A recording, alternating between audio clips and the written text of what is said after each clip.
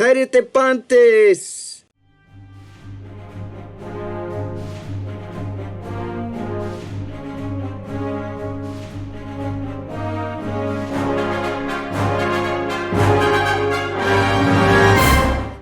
Jairete Pantes! Osekete. If you don't know what that means, you're about to learn. We're going to see some really basic stuff here in this video on some basic conversational things, introducing yourself, things of that sort. So if you're just learning Greek and you don't know very much, or you know a reasonable amount of Greek, but you're just not really in the spoken method, you're just trying to get into it, like this video is going to help you out. So Cairo, there's a basic verb for I rejoice, I'm glad, right? So it's the basis for how we actually greet one another. Most pretty common. It's not the only one, but it's pretty common. So first, let's take a look at a noun that shares the same root. To kairetisma.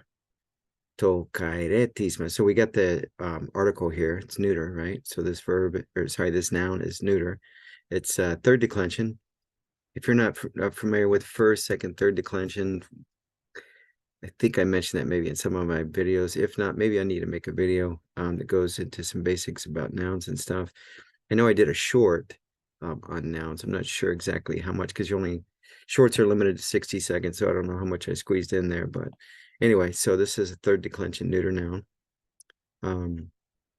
In the way you would say the genitive. Now, this is the way it's presented, maybe without the article, in the Greek dictionary, or Greek lexicon. Kairetisma, and then you'd have the genitive ending, right? So either the alpha ending is the for this neuter third declension, pretty common ending, ma, right? And then the alpha drops off of that stem. Oh, what happened to my mouse? Alpha drops off the stem there, which is just all the way up to the mu, and the alpha drops off, and then you attach the atos. And so now you got the genitive, right? So we get the article for genitive, tu kairetismatos. Tu kairetismatos, that's the genitive case, right? So now we go back to the verb kairo, right? And now we put it in the imperative. So it's the present tense, imperative mood, active voice. Kaire, kaire, kaire. So shu, kaire, so it's just singular. So it's second person singular, like you, right? Not you plural. I know in English you can mean plural or singular. That's why I like to use the word y'all. So anyway, kaire, shu, right? But if I said kairete, that would be plural, y'all, right? That would be humes, right? So so now if we want to say, hey, this is a greeting, this is a salutation, and I'm pointing to our verb kaire, I can say tuto kairetisma esten. So that's why we're seeing the noun that shares the same root of kairo, that means, a noun means a person, place, or thing. So it's a salutation, it's a greeting, right, as a noun. So tuto kairetisma esten. Now, why are we using tuto? So that's a demonstrative pronoun. So for the nominative, the masculine is hutos, the feminine is haute, and the neuter is tuto, right? So because the noun is neuter, then we use the neuter form. So tuto. Tuto kairetisma esten. Like, this is a greeting. This is a salutation. This is a hello, right? So starting with that verb, kairo, right? So here's this this version of the verb shares the same root, exists. And when you have an omega verb, and then there happens to be a zdeta omega, that's the ending, version of that same verb, and you could, and they share the same root, like here, kairetizo, then it's a causative, almost always, it's a causative version of that omega verb. So that this causative type thing, right, is used. So so if I say kairetizdo, then I would say kaire, right? And then if I say shu kairetizdes me, then you would say kaire to me, right? So So anyway, it's the idea. I mean, the main thing there is going from an omega, just a regular verb like kaido, and then you got this data omega causative version of it. I think that's important to point out. So, and then when we take that and we put it in the imperative form, I say kaire, I say kaireti son me, right? So basically it's, say kaire to me, right? So that you would greet me, right?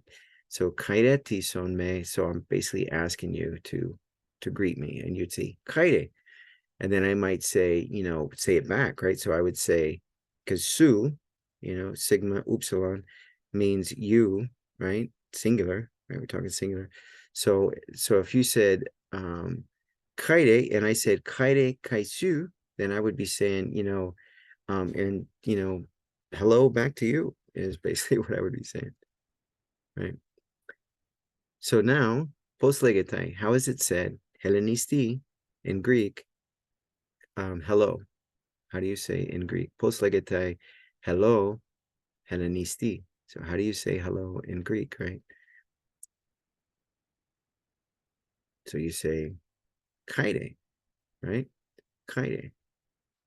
Or you say in plural, if it's, humes, plural, kaidete. So now that we've learned that, now let's go where we say, hey, hello. Hey, my name is, whatever. I introduce myself, right? So ego breto se mi, kaide ego breto se mi, right? Hello, I'm Brett. Now there's another way to say that. So we get this little phrase. We're going to practice this because this is good, right? This is good. First of all, this verb dunamai is the form that you'd see in the lexicon in the Greek dictionary. This is the we form of it, right? Hey mace dunamatha. We can. We are able. Like this is a really important verb to know. So we can do something. We are able to do something, right? So we got a little conjunction a. So we got a stop breathing mark and a grave. A, that means or, right?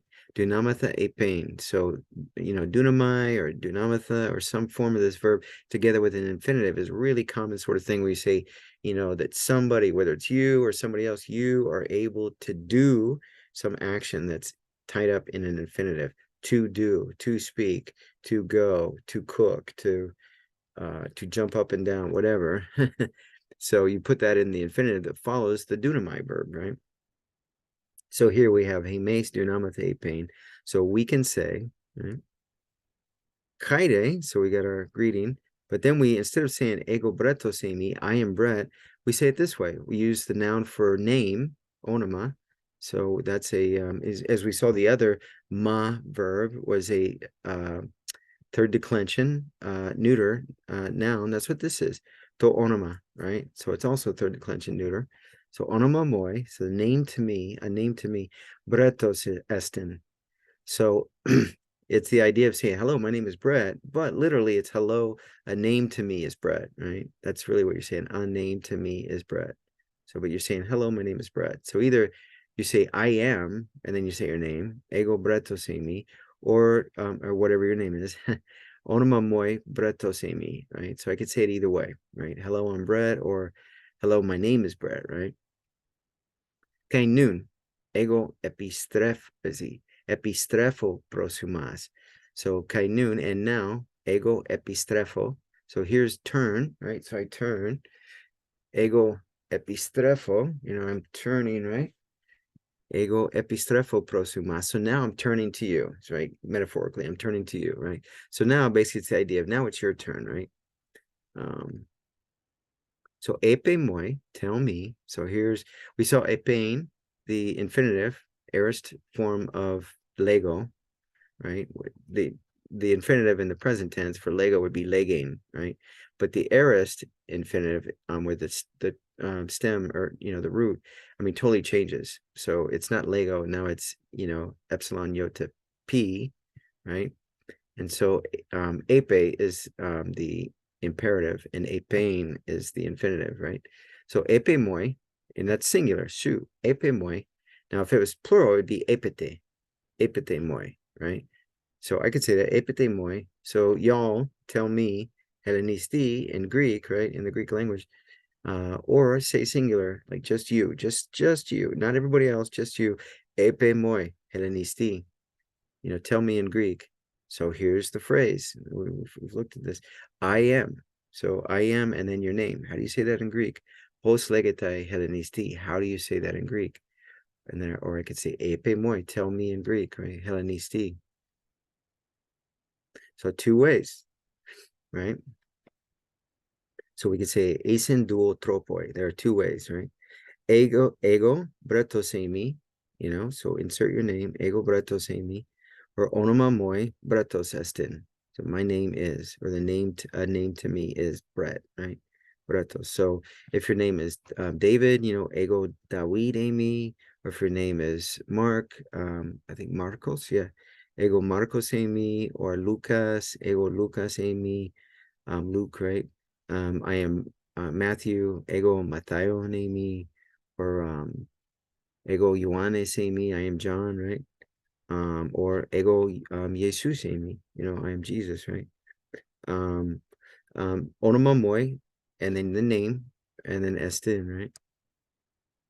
So Kaipalen, and again, how would you say that? Poslegetai Hellenisti.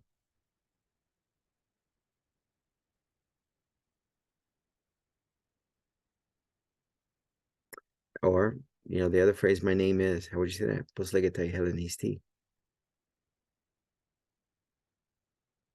Ego, they put the name, ego David Amy, ego Bretos Amy, ego Paulos Amy, Paul, right?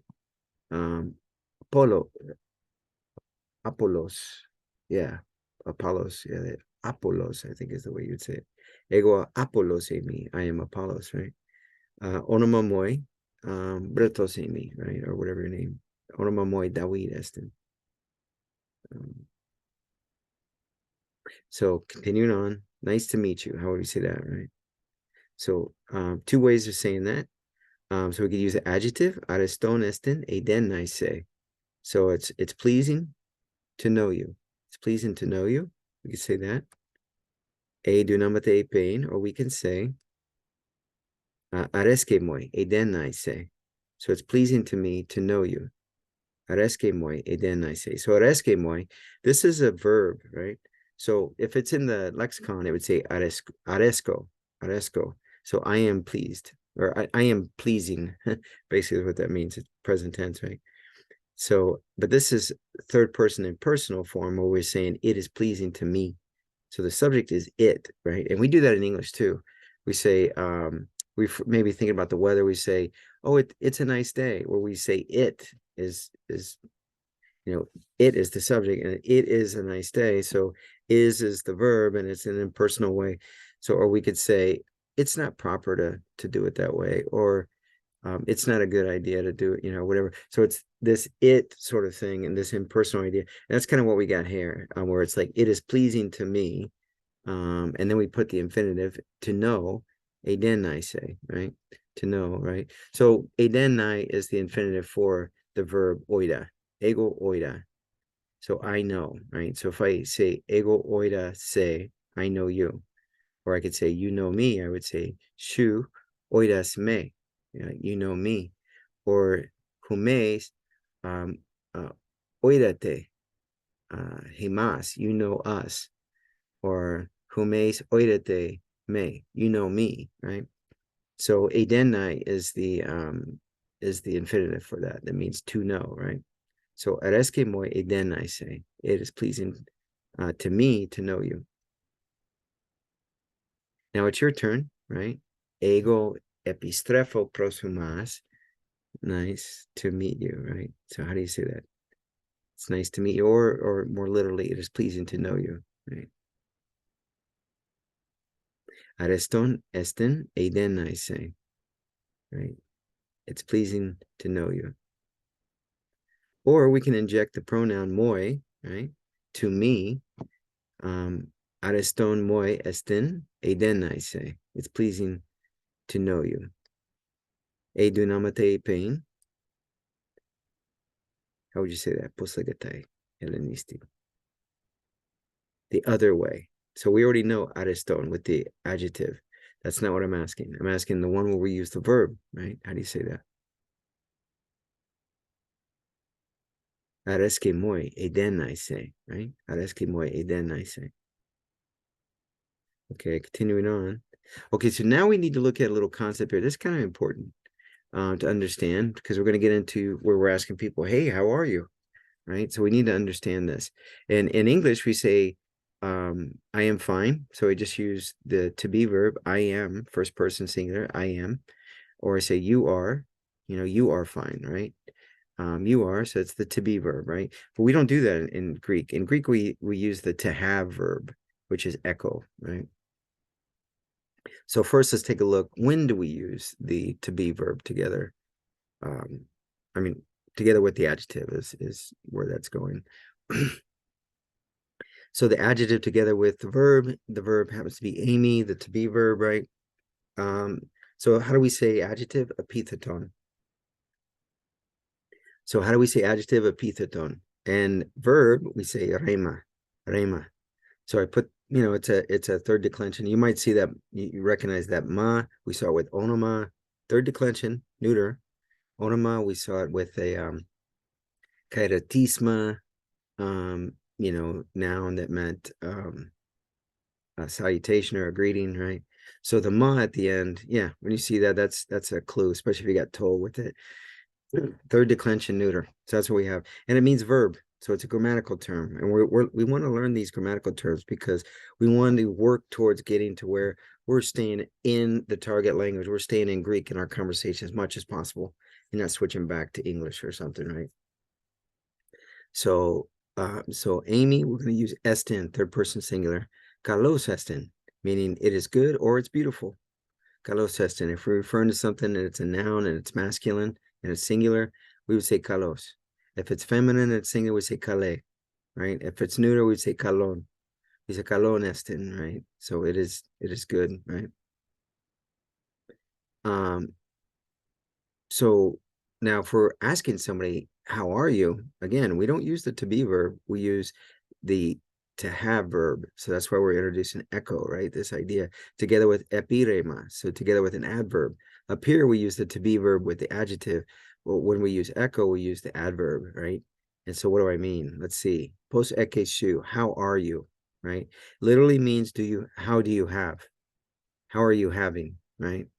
Which is weird in English, right? The way to think of it is in English we use it to be verb, right? But in Greek they're not. They're using to have verb.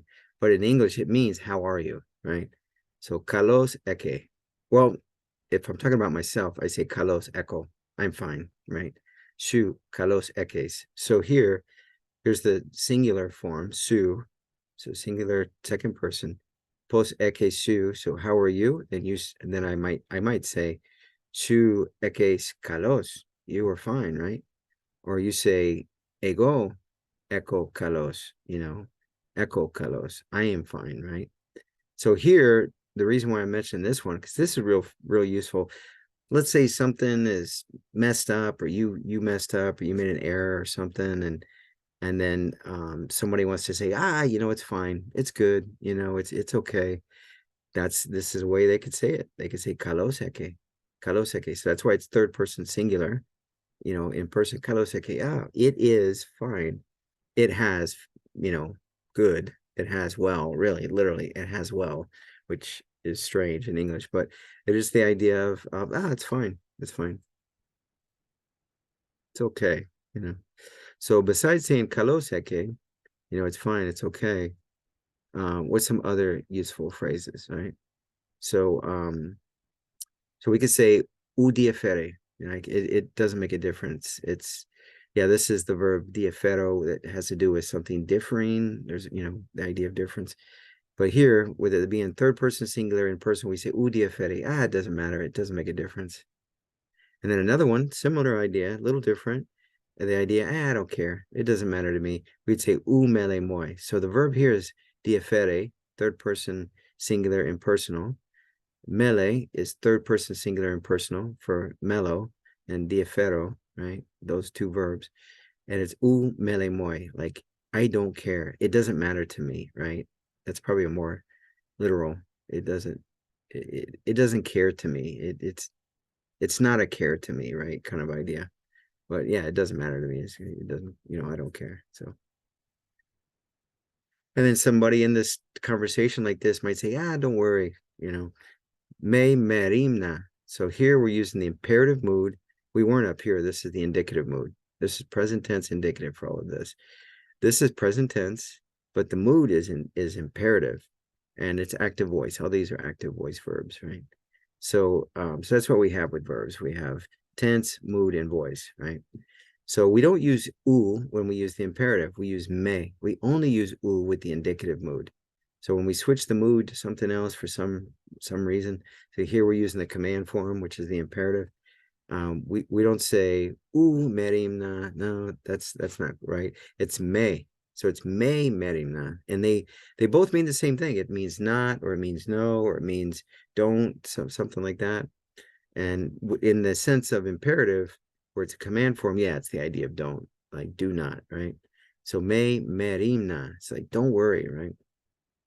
And then I might say ooh, because now I'm using the with with this verb, this alpha contract verb, merim no, shu merim nas, ego merim no, autos merim na, right? So that's the present tense, indicative mood, active voice use of that verb. And then I would use ooh because it's the indicative mood. So I'd say ooh merim no, ooh merim no, ooh merim no. I am not worrying. Or I could say shu u merim nas. You are not worrying, right? But if I'm telling you not to worry, then it has to be the imperative, not the indicative mood, and we then have to use me instead of u. So we'd say me merimna, right?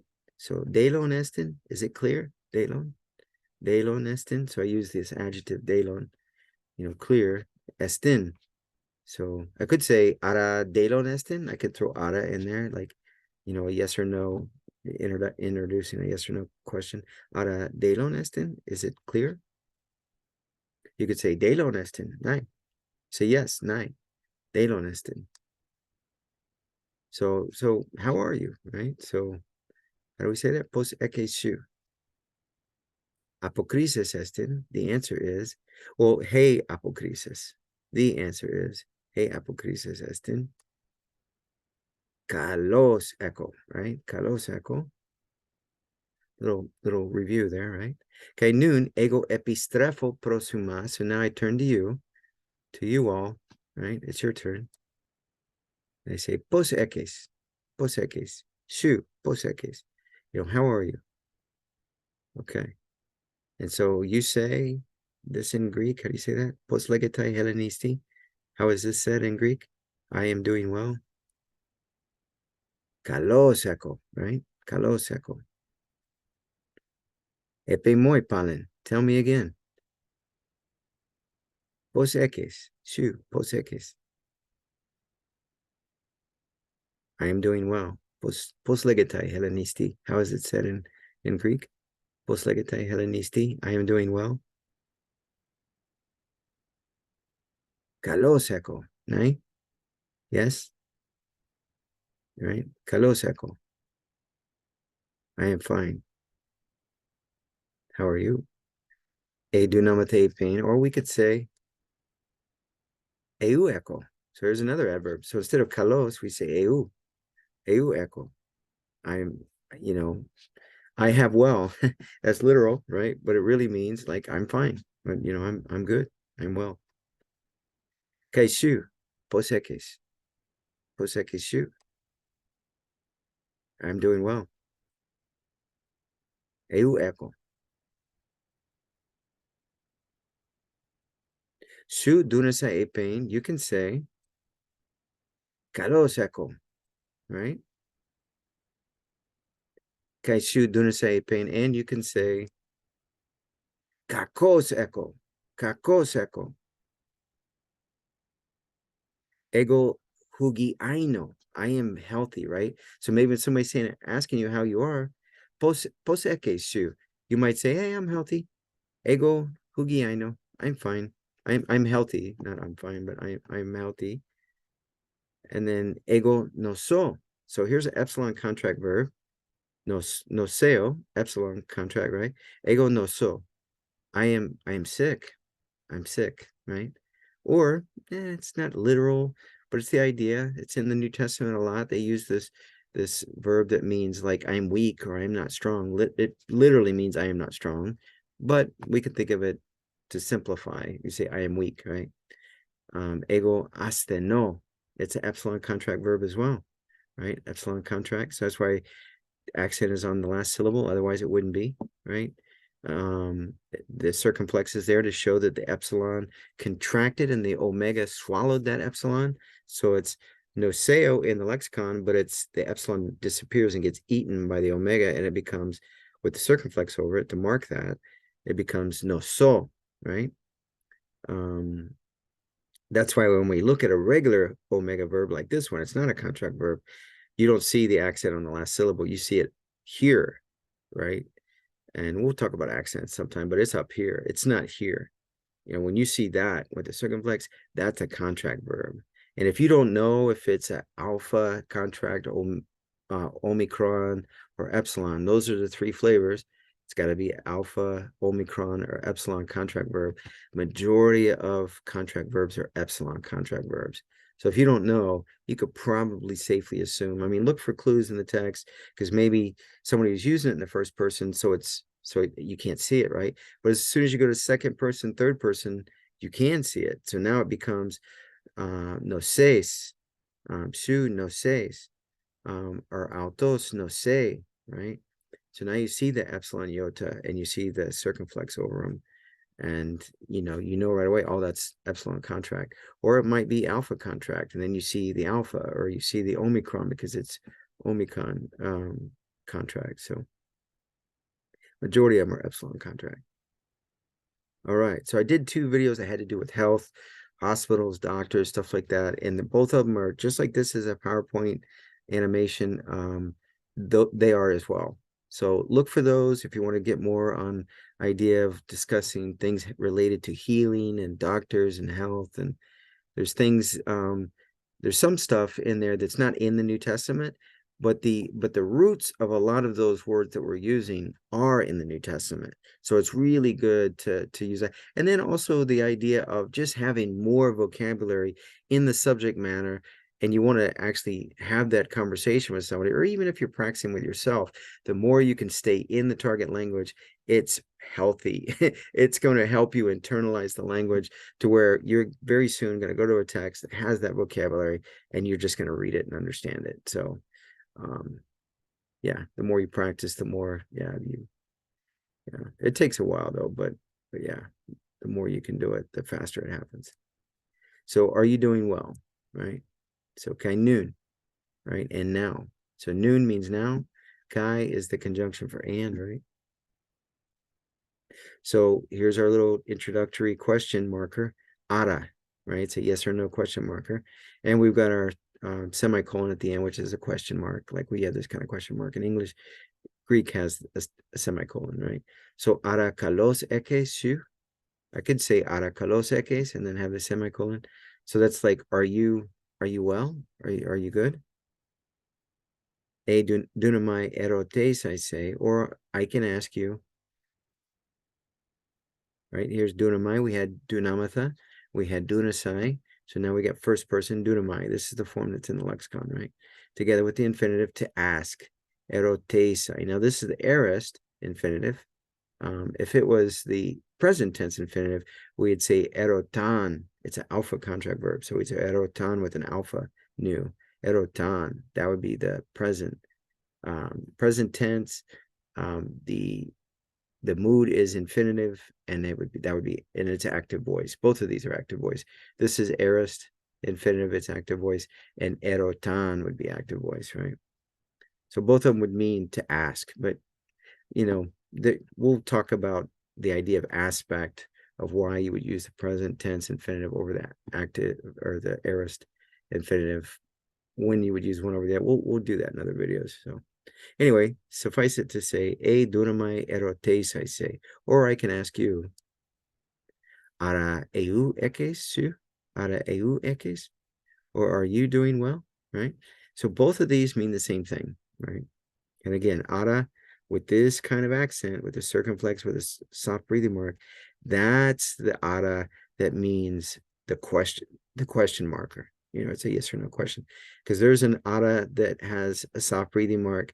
It doesn't have a circumflex, right? This a circumflex that has a soft breathing mark and then an acute, and that means something different. Okay, so mantano men malon. So this is the subjunctive use of the verb mantano that means to study or learn. It could also convey the idea of understanding. So it's like, let's learn more. That's what I'm doing by using the subjunctive with this, and it's hey mes mantanomen. Let's learn more. Malon means more, right? So let's look at the picture. Autos, the arrow is pointing at him, right? Autos, he, Ioannis estin. He is John, right? So like I said, ego bratosemi, this is third person singular version of that. Autos Ioannis estin. A dunamate pain, or we can say onoma auto, a name to him, John is John, Ioannis estin, right? So I said the name, but like a name, literally, because there's no article there. It's not to onoma auto, but it's the idea his name is John, right? So the name to him is John. So I could say hutos Ioannis estin and use the demonstrative pronoun hutos, or here we use the personal pronoun autos, right? He. Hutos means this one. Autos means he, right? So two different types of pronouns, but they could be used here. I could say this one is John, or I could say this one is Jesus, right? We'll get to that in a second. But this is the personal pronoun, that means he, right? Autos Ioannis estin. Mantanomen malon. So let's learn some more. Epimenomen mantanin. So let's continue to learn. Autos Jesus estin. Autos Jesus estin. He is Jesus. E dunamate epein, or we can say onoma auto Jesus estin. The name to him is Jesus. I could say hutos Jesus estin. I could say, if I said that, I probably would say ekenos Ioannis estin, because a lot of times when you use hutos and then you refer to somebody else, you use ekenos, which is the other demonstrative pronoun that means that one. So hutos means this one, and ekenos means that one, right? So hutos, masculine, singular, haute, feminine, right? Feminine, singular, tuto, neuter, singular. But when we go to ekenos, which is the masculine singular, we say ekene for feminine, right? Or we say ekeno. There's no nu at the end. It's just omicron at end, ekeno, right? So that's the nominative form, right? Or the demonstrative pronoun. So ean humes kirdanete timiatina. So ean, I could use humes. I don't have to. I used it here, but this has the information to tell us it's humes, that it's you all plural, right? Ean kirdanete. So if you all gained, this is the subjunctive, right? And it's the aorist form of the verb kirdaino, to gain, to benefit, to gain, right? Timia, Tina. So timia, like some value. This is the neuter plural of the adjective timios. So timios, timia would be feminine, and then timion. And those are all the singular forms. This is plural. We'll get to that in a second. Timios, timia is feminine, and then timion. Timion is neuter. Now, when we do neuter plural, it's alpha, timia, right? So that's why we have timia, even though it really seems similar to the feminine, which is timia. We'll talk about when does the feminine have alpha and when does it have eta some other time for feminine first declension kind of idea of nouns and adjectives and stuff. But timia tina. So tina is the version of tis, which is an indefinite pronoun, tis, and this is tina. This is the plural neuter form of it. So timia, tina together means some value, right? So value is plural. I mean, it's plural, some value. So if y'all gain some value, you probably see where I'm going with this. Para kalohumas apograpsistai. So we've got apografo to copy or register, subscribe, that idea. And we put it in the middle, passive voice. So apograpsestai. And that means the idea of to register or to subscribe or something like that. So parakalo humas, I'm asking you, I'm please, I'm saying please. Parakalo humas, I'm begging you all, that's kind of what that means. Parakalo humas, I'm requesting you all. Apple grapsestai to subscribe. So if you all gain some value from this, please subscribe, right? I'm sure you haven't heard that before, right? From some YouTube channel. I don't often say that because I just don't like it when people are constantly bombarding people with asking that. But once in a while I'll mention it. So some people say if you don't ask, you don't get. So hey, I'm asking. So and the like button, right? So I gotta say that in Greek. So here's the plural. So humes tupsate. So y'all hit, punch, right? To areston. So remember when we use this adjective for something that is pleasing, right? So the thing that's pleased, the like, please, like, to areston. So how do you say button? I don't know. So tupsate, hit the pleased thing. So when you say neuter, like a lot of times implies the idea of thing, unless there's a noun that goes with it. So this is the adjective that's used in substantively. Where's my mouse? To areston. So that's the pleased thing, which the thing is the idea of a button, right? How do you say button in Greek? At ancient Greek. So hit the pleased, right? Implying the pleased thing or the pleased button. So tupsate. Now, if I wanted to say it singular, shu, instead of humes, this is humes, tupsate, right? I would say tupson, tupson, omicron. This would change. This all drops off, these three letters. And you got this stem, tups, which is the aorist imperative. And you put omicron nu, tupson, to ariston, tupson to ariston, right? So that would be just you hit that, smash that, punch that, that like button, basically the idea. So anyway, God bless you. I'll see you all in the next video.